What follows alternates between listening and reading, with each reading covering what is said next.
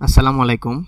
আমি আজকে দেখাবো যে আপনারা স্টকেজি বিডি সফটওয়্যারটি কিভাবে ব্যবহার করবেন এবং ব্যবহারের পূর্বে কি কি করণীয় এবং কি কি মডিউল কোনভাবে ব্যবহার করতে হবে সেটি আমি আজকে ধাপে ধাপে দেখাবো। সো আশা করি আপনারা শেষ পর্যন্ত আমার সাথেই থাকবেন।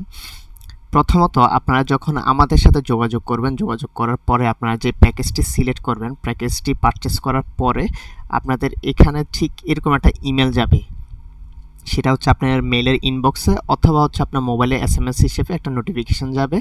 সেখানে আপনার একটা ক্রেডেনশিয়াল দেওয়া থাকবে, এই যে লগইন ক্রেডেনশিয়াল আর একটা টেম্পোরারি পাসওয়ার্ড। আপনারা এই দুটি পাওয়ার পরে কি করবেন, যখন আপনারা ইমেলে থেকে এটি লগ ইন করবেন তখন এই লগ ইন টু ড্যাশবোর্ডে সরাসরি চলে যাবেন, অথবা হচ্ছে মোবাইলে ওরকম একটা লিঙ্ক দেওয়া থাকবে, সেই লিঙ্কে ক্লিক করে অটোমেটিক আপনারা ব্রাউজারে stockageizyBD.com চলে যাবেন। সেখানে গিয়ে আপনারা এই ক্রেডেনশিয়ালটা দিয়ে আপনারা টেম্পোরারি লগ ইন করবেন, কিন্তু আপনারা লগ ইন করার পরপরই আপনার এই গুরুত্বপূর্ণ পাসওয়ার্ডটি আপনারা চেঞ্জ করে ফেলবেন কিছু সময়ের মধ্যেই। তো সেভাবে আমরা ঠিক ব্রাউজারে চলে যাচ্ছি। ব্রাউজারে গিয়ে আপনারা ঠিক এভাবে একটা পোর্টাল পাবেন, লগইন টু ড্যাশবোর্ড ক্লিক করলে সেখানে আপনাদের লগইন ড্যাশবোর্ডটি চলে আসবে। তো সেক্ষেত্রে আমরা জাস্ট আমাদের ইমেল আর পাসওয়ার্ডটা এখানে বসাবো। আমরা এখানে ইমেল আর পাসওয়ার্ডটা বসাই .com।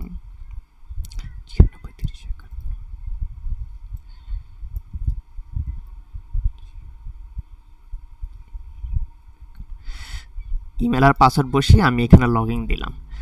লগইন দেওয়ার পরে আমার ঠিক একটা এমটি ড্যাশবোর্ড আসবে, যেটা হচ্ছে একটা নতুন অ্যাকাউন্টের ক্ষেত্রে আপনাদেরও সেম এভাবেই আসবে। তো আমি একে একে সব কিছুর সাথে পরিচয় করিয়ে দিব। তো প্রথমত আমরা অ্যাকাউন্টটি পাওয়ার পরে এরকম একটা ড্যাশবোর্ড পাবো। সেই ড্যাশবোর্ডে আমাদের কিছু কনফিগারেশন আছে যেটা আমাদের ওয়ান টাইম একবারই করতে হবে। তারপর যদি কখনো কোনো ক্ষেত্রে পরিবর্তন করতে হয় তখন শুধু আমরা জাস্ট এডিট করব। কিন্তু প্রথমবার আমরা কিছু কনফিগারেশন করে ফেলবো যেটা দিয়ে আমরা সারা জীবন চলে যেতে পারবো। সে একটা সফটওয়্যার পাওয়ার পর এই কনফিগারেশনগুলো করা অত্যন্ত গুরুত্বপূর্ণ কিছু ডাটা বা রিপোর্টের ক্ষেত্রে। তো সেই ক্ষেত্রে আমরা এক এক করে কনফিগারেশনগুলো করব।